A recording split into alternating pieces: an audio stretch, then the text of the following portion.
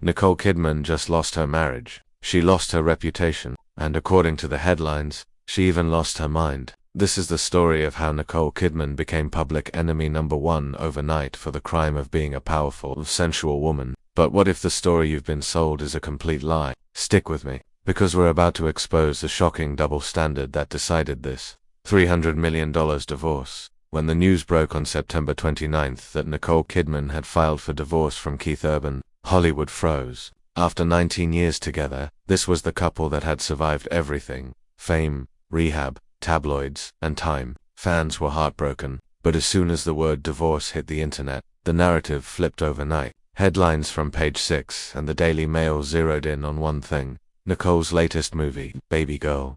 They claimed Keith Urban hated the role. He found it embarrassing. He called it too sexual. Just like that, Nicole Kidman went from an Oscar-winning actress to a public villain, not because of what she did, but because of what she represented. A woman past 50, still daring to express herself, still in control. But let's be brutally honest here. Babygirl did not end her marriage. Society did. This is the oldest, dirtiest trick in the Hollywood playbook. When a male A-lister like Leonardo DiCaprio or Jake Gyllenhaal takes on a dark, sexual role, they're called brave, artistic, and brilliant. But when a 56-year-old woman does the exact same thing, suddenly she's too much. She's destroying her family for fame.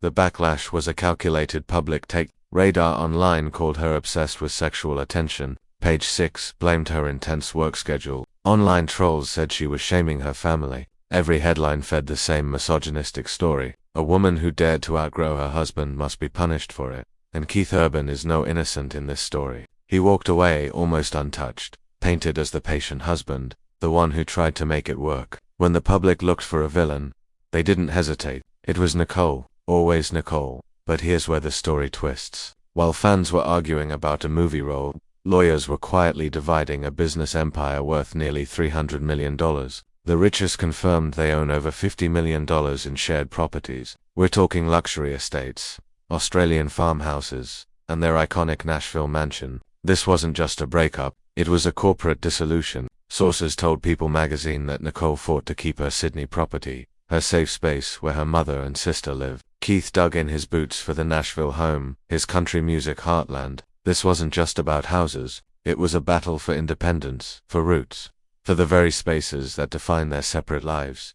And here's where it gets really complicated. Many of these properties are held in joint trusts. That means neither can sell without the other's permission. It's a legal and emotional deadlock, with every mansion, every vacation home, every memory now having a price tag. And just when you think the weight of the world would crush her, Nicole Kidman made her power move. She showed up at Fashion Week, new haircut, sharp all-black power suit, a smile that radiated a confidence we hadn't seen in years. The internet exploded. This was her revenge era. One post on X racked up over 3 million views in 24 hours. Comments flooded in. She lost her husband but got her power back. That's what freedom looks like, of course. Critics called her cold and calculating, as if a woman showing strength after heartbreak is a crime. But the irony is priceless. When a male celebrity does this, it's called a comeback. When Nicole does it, they call her cold. Through all the chaos, Nicole's strategy was pure genocide. She didn't tweet. She didn't give tell-all interviews. She let the world talk while she kept working. According to Hello magazine, she's already back on set, telling the world she's thrilled not about the divorce, but about moving forward. She's staying in her $3.5 million Sydney mansion, her peace zone. Her silence made the gossip look cheap. Her power made it look pathetic. Meanwhile, Keith's silence tells another story. He's been avoiding the spotlight, canceling appearances, and channeling his emotions into songwriting in Nashville. Because if history tells us anything, heartbreak albums sell.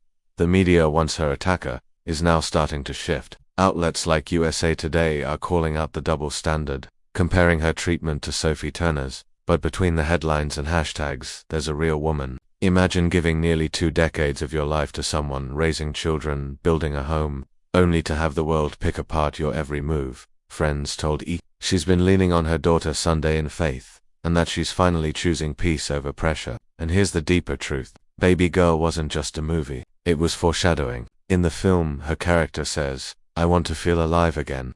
Maybe that's exactly what Nicole wanted too. She wasn't breaking her marriage, she was reclaiming her story now. Let's talk numbers. Because in Hollywood, divorce is a business transaction. Together, Nicole and Keith are worth over $325 million.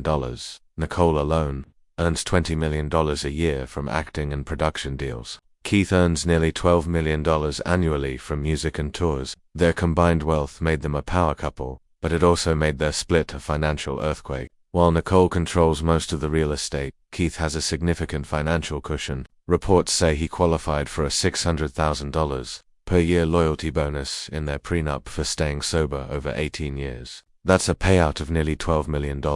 But when you compare $12 million to a $50 million property empire, it's clear who holds the real power, as one insider brutally put it.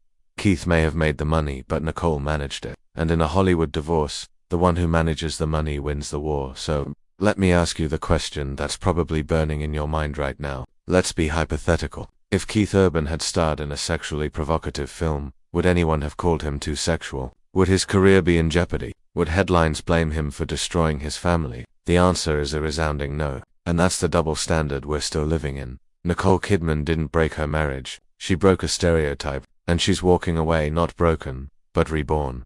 Now, I need to hear from you. This is a judgment-free zone. Was Nicole Kidman unfairly blamed, or did her choices play a part? Let me know your honest take in the comments right now. But here's something everyone forgot to mention. Nicole Kidman has faced this storm before, from the Tom Cruise headlines in the early 2000s to today's tabloid chaos. She's always walked through fire and built an empire from the ashes. When most celebrities vanish after public humiliation, she does the opposite. She reinvents herself. Every decade, a new Nicole emerges, named smarter, calmer, and somehow more fearless.